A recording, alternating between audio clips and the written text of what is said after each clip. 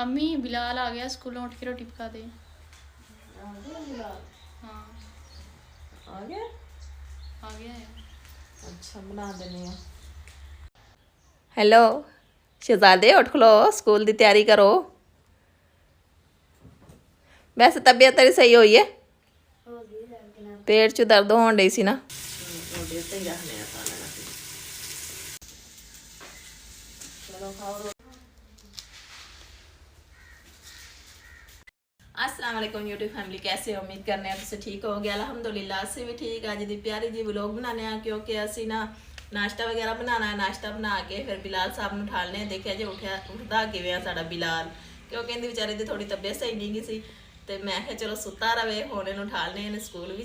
हाँ जी, असीं हुण बिलाल साहब का नाश्ता बनाना है। बिलाल साहब ने ना क्योंकि उनकी तबीयत सही नहीं हैगी सी ते उन्हें रोज़ा नहीं रख सकिया। असीं सारे ने रोज़े रखे ने। एक साडा बिलाल छोटा जिहा मुन्ना जिहा रह गया है, इहदे असीं हुण इहदी ना स्कूल की तैयारी कराने आ। तबीयत सही नहीं सी इस वजह तो हुण इहनूं असीं नाश्ता कराने आ। असीं बिलाल साहब नूं ਠਾਲਨੇ आ। नाश्ता बन गया है। इहदी तबीयत की वजह तो इहनूं ਠਾਲਿਆ नहीं हैगा सी। मैं हुण ਠਾਲਨੀ इहनूं क्योंकि हुण तबीयत थोड़ी पहले तो बेहतर हो गई। इहनूं स्कूल की तैयारी इहदी कराने आ। घर रह के भी किहड़े बच्चे खलोंदे हैगे ने। चलो उत्थे जाके कोई पढ़ाई करनगे, स्कूल ना एक जगह ते बैठणगे। घर ते कदी इधर गए तो कदी उधर गए, बस इहो ही काम होंदा है। जिहड़ा साडा ना अजे तक सुत्ता है। ओए उठना नहीं बिलाल। हेलो शहजादे उठ खलो, स्कूल की तैयारी करो। वैसे तबीयत तेरी सही हुई है? पेट च दर्द होने डई सी ना? हुण सही है? ठीक है। चलो अल्लाह का शुक्र करो ठीक हो। तो स्कूल की तैयारी करनी मेरा पुत। चल आओ जाके मुँह हत्थ धो, फिर वर्दी पा। मैं इन्हों नाश्ता बनानी आ, फिर तुसी नाश्ता करो। मैं ना बिस्तर चुक लिया। एक बिलाल साहब का रह गया, फिर उन्हें असीं चुकने आ। बाकी चुके गए ने बिस्तरे।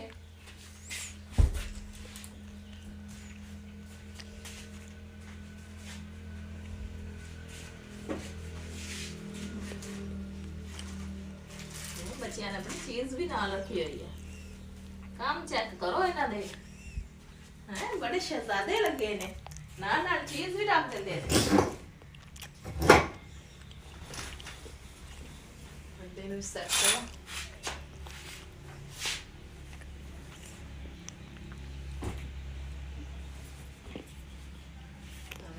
कपड़े जड़े वड्डे ने वो बदली करके अपने उदा ही सुट के चले जाते हैं।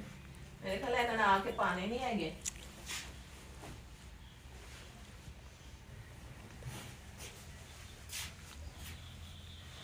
चलो जी इन्होंने रखने वाशिंग मशीन से कपड़िया।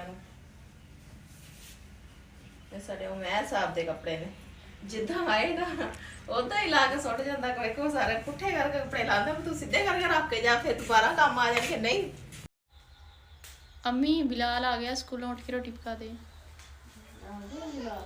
हाँ आ गया? आ गया है। अच्छा बना देने आ। अच्छा बना देनी आग बालो ना तुसी।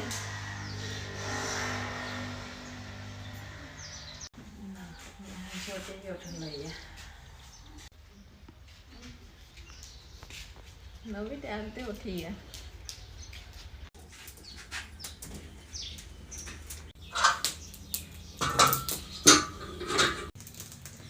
बिलाल ने अज रोज़ा नहीं रखा, बाकी सारे दे रोज़े ने।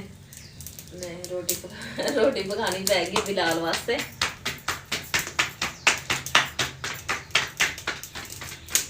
पेपर होने लगे ना इन्होंने भी होना शुरू।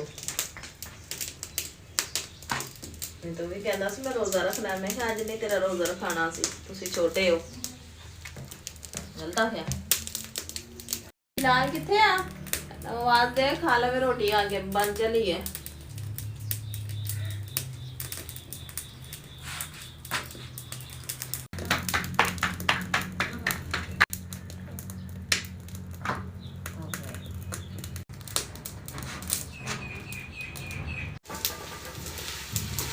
सालन गर्म हो लगे फिर खा ली रोटी।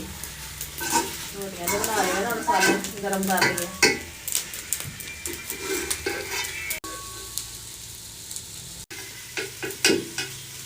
रोटी तो ही रखने सालन।